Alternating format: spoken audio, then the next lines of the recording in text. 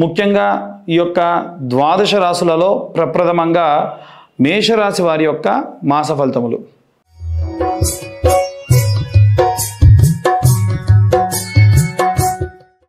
మేషరాశి వారికి ఈ యొక్క 2వ స్థానంలో గురువు, అలాగే 12వ స్థానమునందు శుక్రుడు, అలాగే రాహువు, చంద్రుడు, బుధుడు మరికొన్ని రోజులు అంటే ఈ యొక్క ద్వితీయార్థానికి వచ్చేసరికి షష్టగ్రహములు 6 గ్రహములు కూడా ఈ యొక్క మీనరాశిలోకి చేరే అవకాశం ఉంది.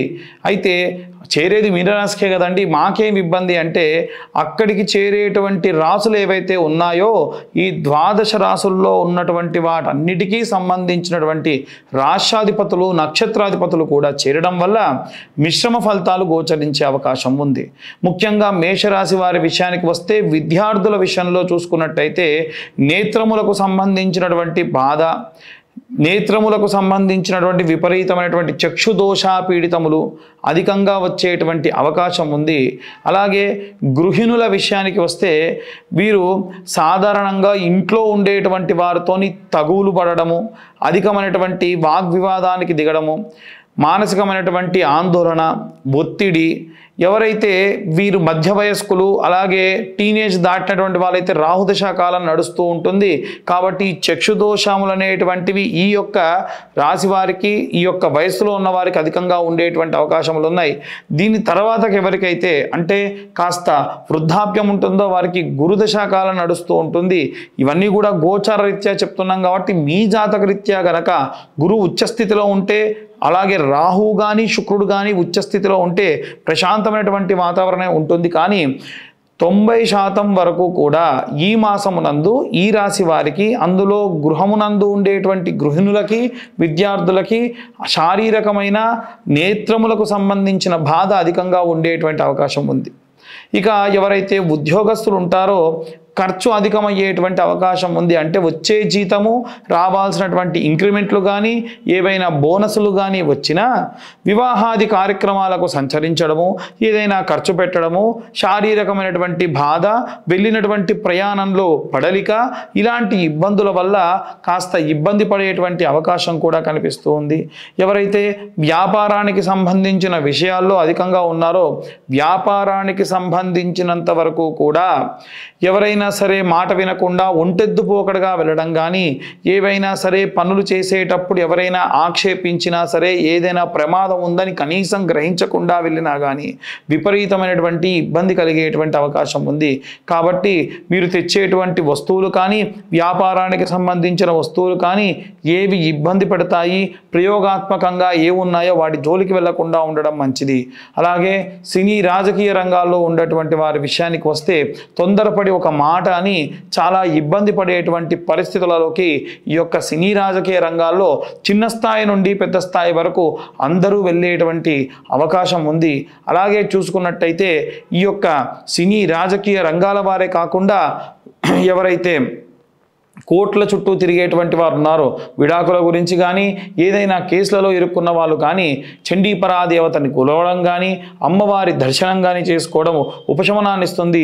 అవుట్ ఆఫ్ కోర్టు తీర్చుకునేటువంటివి ఏవైనా ఉంటే శీఘ్రం వాటి యొక్క పనిని చేసుకోవడం చాలా చాలా ఉత్తమం.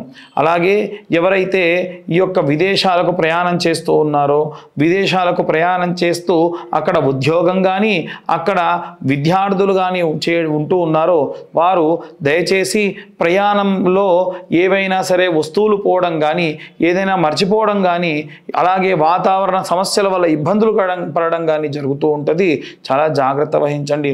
చేతి వృత్తులు, కుల వృత్తులు చేసేటువంటి వారి విషయానికి వస్తే కుజుడు అగ్నితత్వ రాశి, మేషరాశికి అగ్నితత్వ రాశి అయినటువంటి కుజుడు ఉండడం వల్ల మీకు ఏవైనా సరే ఇనుముతో పని చేసేటప్పుడు చేతికి సంబంధించినటువంటి దెబ్బలు తగలడం కానీ, ఏమైనా రక్తం రావడం కానీ జరిగే అవకాశం ఉంది. ఆ పరంగా జాగ్రత్త వహించడం మంచిది.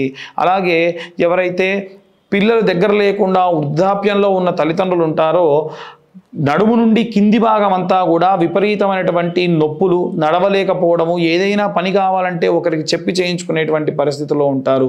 ఇవి కేవలం గోచర రీత్యా మాత్రమే చెప్పేటువంటి విషయములు. పూర్తిగా మీ జాతకం గురించి కావాలి అనుకుంటే మీ పేరు, డేట్ ఆఫ్ బర్త్, టైము కింద ఉన్న నెంబర్కి మెన్షన్ చేయడం వల్ల పూర్తిగా మీ జాతకం గురించి మాట్లాడవచ్చు. అలాగే ఈ యొక్క విద్యార్థులు, గృహిణులు, సినీ రాజకీయ రంగాల వారు వీరందరికీ సంబంధించి ఎలాంటి రెమెడీస్ చేసుకోవాలి, ఎలాంటి మంత్రపఠనం చేయాలో ఇప్పుడు మనం తెలుసుకుందాం.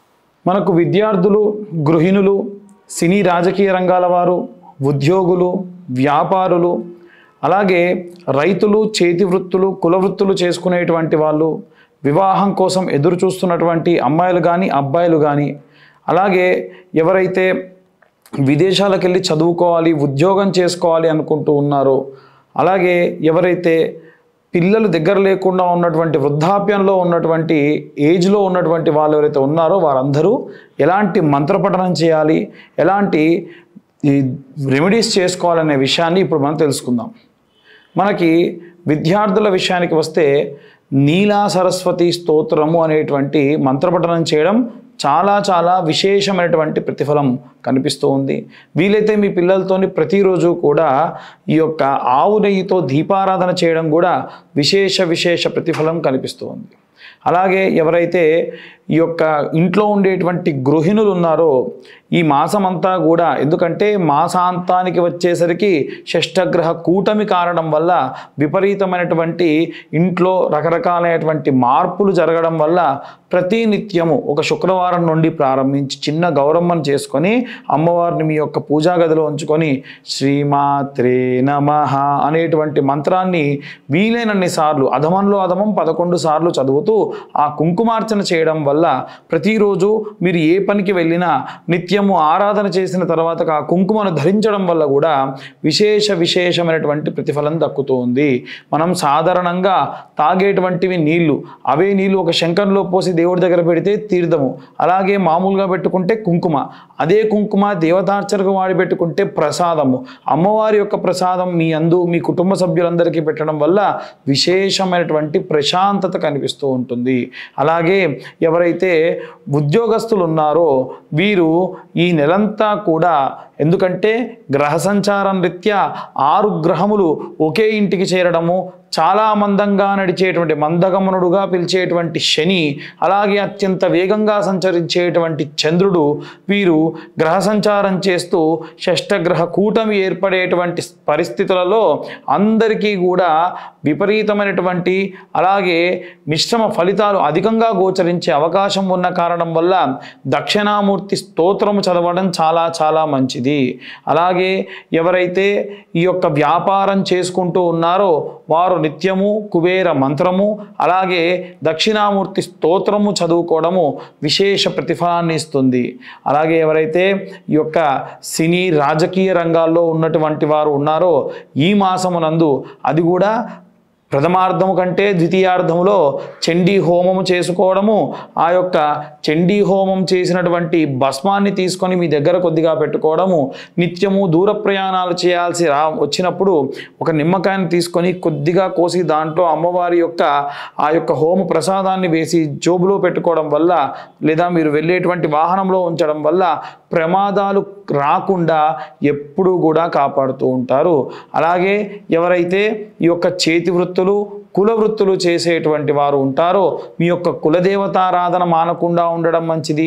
వీలైనంత వరకు కూడా ఎప్పుడూ చాలా ప్రశాంతమైనటువంటి వాతావరణంలో అమ్మవారి ఆరాధన, అలాగే మీ యొక్క కులదేవతకు లేదా మీ గ్రామ దేవతకు వారి వారి రోజులలో, అంటే ఉదాహరణకు ఎల్లమ్మ తల్లిని పూజించేటువంటి వారైతే మంగళవారం నాడు, పోచమ్మను కానీ లేదా ఉప్పలమ్మను కానీ పూజించేటువంటి రైతులు గ్రామాలలో ఉండేటువంటి వాళ్ళు ఆదివారం నాడు ఒక కొబ్బరికాయ నివేదనగా అమ్మవారికి పెట్టుకోవడము చాలా చాలా విశేషమైనటువంటి శక్తినిస్తుంది. అలాగే వివాహం కోసం ఎదురు చూసేటువంటి ఆడపిల్లలు కానీ మగపిల్లలు కానీ ఈ మాసమునందు ఏవైనా సరే నిర్ణయములు, ప్రయోగాత్మకమైన నిర్ణయములు తీసుకోవడం కానీ, తెలవనటువంటి వారి యొక్క సంబంధం వచ్చినప్పుడు అనుకూలమైనటువంటి సమాధానం ఇవ్వకుండా ఆచితూచి నిర్ణయం తీసుకోవడం మంచిది. మనకు అమ్మాయిలైతే వరపాశుపతమని, అబ్బాయిలైతే కన్యాపాశుపతము అనేటువంటి హోమం జరుగుతుంది. అలాంటి హోమాన్ని నిర్వహించుకొని మీరు ఆ యొక్క పూజాధికృతులలో పాల్గొనడం వల్ల శీఘ్రము వివాహం అయ్యేటువంటి అవకాశం ఉంది. ఇవన్నీ కూడా గోచార రీత్యా చెప్పేటువంటి విషయములు మాత్రమే. మీరు మీ యొక్క స్వతహాగా మీ జాతకం తెలుసుకోవాలనుకుంటే మీ యొక్క పేరు, date of birth, time, place ఇవన్నీ కూడా కింద ఉన్న నెంబర్కు పంపించడం వల్ల పూర్తిగా మీ జాతకం విశ్లేషణతోని 60 నుండి 70 పేజీల్లో విశ్లేషణతో చెప్పడం జరుగుతుంది. ఈ 2025వ సంవత్సరంలో 2025 మాత్రమే తీసుకొని మీకు జాతకం విశ్లేషణగా చెప్పడం కూడా జరుగుతుంది. అలాగే ఎవరైతే ఈ యొక్క కోర్టుల చుట్టూ తిరుగుతూ ఉన్నారో, అంటే కోర్టు వ్యవహారాలు, గొడవలు, విడాకులు వీటి గురించి తిరుగుతూ ఉన్నారో, దుర్గా కవచం చదువుకోవడం చాలా మంచిది. ఈ దుర్గా కవచం చేయడం వల్ల అమ్మవారు ఎప్పుడూ మీ చుట్టూ ఒక రక్షణా వలయంలా ఏర్పడుతూ ఉంటారు. అలాగే మీ దగ్గరలో ఉన్నటువంటి కాళీమాత దేవాలయానికి వెళ్ళి ఈ యొక్క విదేశాలకు వెళ్ళేటువంటి విద్యార్థులు కానీ, ఉద్యోగస్తులు కానీ, కోర్టు వ్యవహారాల్లో వెళ్ళేటువంటి వారు వీరందరూ కూడా అమ్మవారి దగ్గర పూజించినటువంటి కుంకుమను తీసుకొని ఒక పేపర్లో వేసుకొని పొట్లంగా కట్టుకొని మీ దగ్గర ఉంచుకొని వెళ్ళడం వల్ల చాలా ప్రశాంతంగా ఆ యొక్క కార్యక్రమాలు పూర్తి కావడము, ఎటువంటి ప్రయాణాల్లో ఇబ్బందులు కానీ, వెళ్ళిన తర్వాతకి ఎటువంటి ఇబ్బందులు జరగకుండా అమ్మవారి యొక్క కృపా కటాక్షాలు ఎప్పుడూ కాపాడుతూ ఉంటాయి. అలాగే ఎవరైతే వృద్ధాప్యంలో ఉన్నారో వారు ఈ యొక్క కాలభైరవాష్టకాన్ని నిత్యము చదువుకోవడం మంచిది. లక్ష్మీనారసింహ కరావలంబ స్తోత్రము చదువుకోవడం మంచిది. శారీరకమైనటువంటి బాధ, దగ్గర ఎవరూ లేకుండా ఇబ్బంది పడడము, ఈ యొక్క ఏజ్ ఎక్కువ ఉన్నటువంటి వారికి చాలామందికి చాలా రకాలైనటువంటి ఇబ్బందులు వచ్చే అవకాశం ఉన్నాయి. ముఖ్యంగా కీళ్ళ నొప్పులు, కీళ్ళ వాతములు, ఈ యొక్క బొక్కల నొప్పులు, అంటే బోన్స్కి సంబంధించి విపరీతమైన నొప్పి, వెన్ను నొప్పి, నిద్రలేమి, ఇలాంటి ఇబ్బందులు ఈ మాసమునందు ఈ వర్గంలో ఉన్నటువంటి వారందరికీ, అంటే వృద్ధాప్యం బాగా వచ్చేటువంటి వారందరికీ ఉన్న కారణం వల్ల మీరు కాలభైరవాష్టకం రోజు అసుర సంధ్యా సమయాన చదువుకోవడము, అలాగే మీరు నువ్వుల నూనె అలాగే ఆముదము కలిపినటువంటి నూనెతో దీపారాధన చేయడము విశేషమైనటువంటి శక్తినిస్తుంది. కాబట్టి వీరందరూ కూడా మీ యొక్క గోచార రీత్యా మాత్రమే చెప్పడం జరుగుతుంది. పూర్తి జాతక విశ్లేషణ కావాలి అని అంటే కింద ఉన్న నెంబర్కి కాంటాక్ట్ చేయొచ్చు, మీ యొక్క జాతకం గురించి తెలుసుకోవచ్చు. ఇవి ఈ యొక్క మార్చి నెల యొక్క మాస ఫలితములు.